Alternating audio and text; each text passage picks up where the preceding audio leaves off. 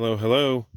Tony Phillips here, and I've got a couple of things to talk about real quick. But first, I've got to give a big thank you to all of the people who have collected things, used objects, found objects, trash, different things, and given them to me as gifts to be used into projects. So these come off of some gym equipment. There's some kind of I don't know exactly what they're used for on the equipment, but this guy who comes into the bank where my wife works, he brings them to her to give to me to use on my sculptures. So big thank you to Graham. I also have this little bag. This was picked up by my mother-in-law in Jamaica. There's a little chain in there, some bottle caps, some Jamaican currency of some kind. Also, Rusty Harden. She's got a gallery in Tip City and also a gallery called Roots to Wings in Dayton at Front Street Art District. These are, I don't know if you call these like flutes or the whistles. They come out of a pipe organ. So, and those are some other pieces down in there that came off the same pipe organ. I'm very grateful for that. These are very special to me. I got a lot of good energy right there. Also, Robert McFate. He's an artist near Cincinnati. I met him at Front Street as well. He collects found objects off the street and makes all kinds of things. These are some like art glass type things. These I don't believe came off the street, but this piece of chunky glass is really cool. Kind of a piece of a headlight that came off the road. So I'm super happy and grateful for those. It's amazing how, I started collecting used items to make, sculptures out of.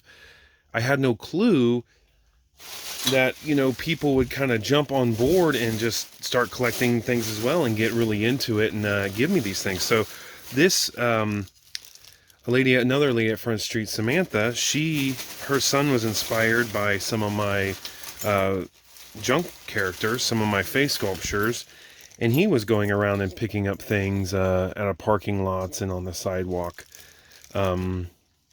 He called it, I think it was the win-win-win or something like that, but it was about, picking up the trash and, giving it to someone who can make something out of it. It's funny to me to see the response out of people. These I found at the gathering at Garst. They're very, good little items. But this, while I was there doing that show, some lady who was looking at my work and interested, she came back the next day and brought me this. She said it was some kind of old railroad spike. So, that I'm really touched by the generosity. I know these are, used rusty things and, just old bottle caps found on the road. But the fact that someone picked it up, collected it, and got it to me, that just is huge for me. Another guy, or someone, I actually don't know who it is, but they're Road Trash Critters on Instagram. This is now the third box, I believe. There's a little card that was write me something, but this is a box of road trash that they collect. It's kind of things outside of their size range. They use a lot like smaller items, but this right here, a little padlock that says Brinks. I have a little padlock collection. Old putty knife, some scissors, great stuff. This cool old spring spoons. I love silverware. Of course, you find a lot of tools on the road. This, I believe, is pretty much all road trash. Some kind of little chrome piece of pipe. Just lots of great stuff. So, this has been collected, and I can't believe, I can't believe that, it would be sent to me.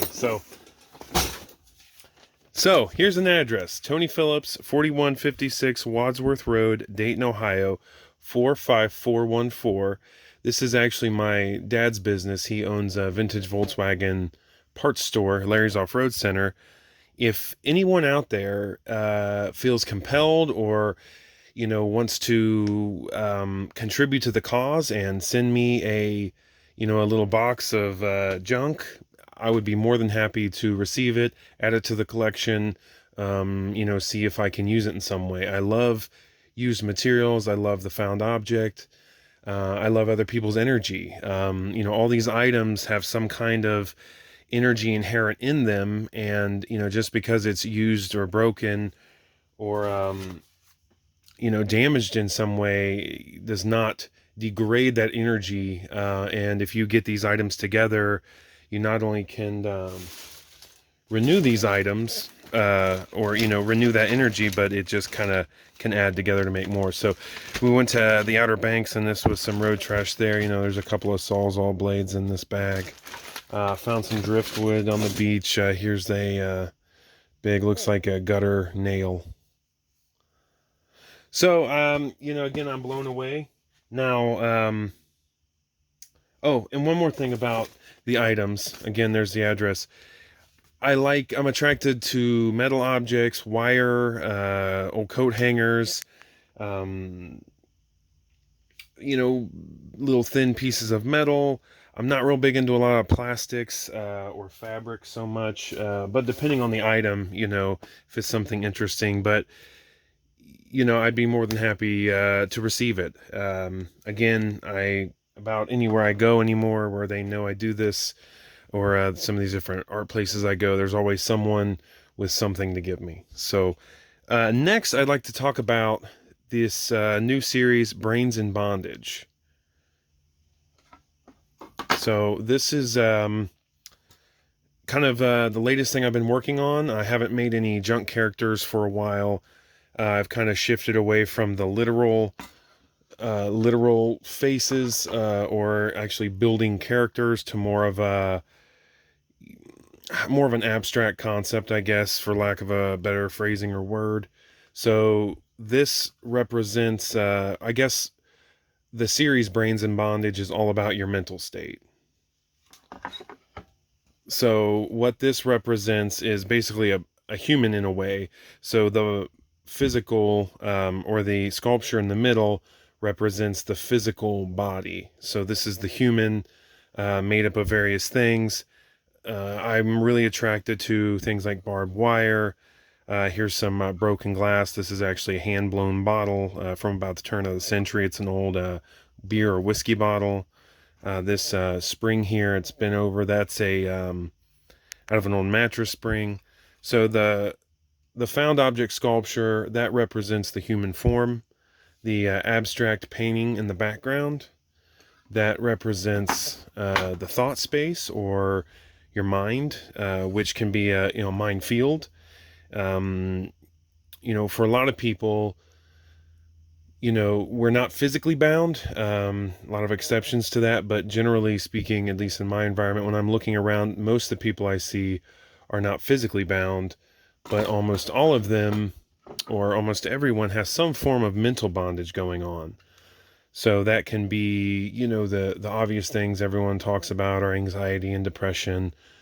But there's other things. There's feelings of superiority. There a whole host of things. So this background space represents the thought or your brain, or kind of that chaotic minefield of obsessive thinking or obsessive worry or something like that. But also maybe there's little bits of like this red might be a bit of some kind of passion that's coming through, or this blue might be some kind of overwhelming sorrow, or maybe something else. These lines in here may represent something. So that kind of represents that thought or kind of that subconscious space. This border here, the white border, that's going to represent the box we build up around us, the cage, the walls we make, the framework that we construct around us to make the world make sense or make everything fit. So, whether that's self-constructed or it kind of naturally happens, I think, as people grow, You have to make sense of the world, and a lot of times your belief systems and things are just passed down and passed down and passed down. So you get this framework or this box you kind of operate out of, and a lot of times that becomes very confining. So you're almost trapped in that box in a way. And in the same token, you need it in a lot of ways. Walls and boundaries and borders can be very important. So that's the general idea of Brains in Bondage. So I've got another kind of big project I'm going to be working on, and the title of it is something like A Million Minds Cut from One. And it kind of, it's the similar board with sculpture, without sculpture, but it's that similar kind of board. Like these are individuals, and collectively as a group it's the whole. So that's kind of a little bit deeper of a project and something I'm just starting. So I've got a lot of these boards. I've got a lot of things in the works. I just wanted to say a big thank you to all of these people who have brought me material. It's kind of crazy. I just never expected that. There's always someone messaging me or reaching out saying, hey, I've got this, hey, I've got that. And I'm always in search for things like barbed wire and different kinds of wiry things or rusty things. So keep me in mind. I mean, if you're local, more than happy to come pick it up, depending what it is. I do have limitations, of course, but feel free to send me anything to this address right here. And thank you so much. Thank you.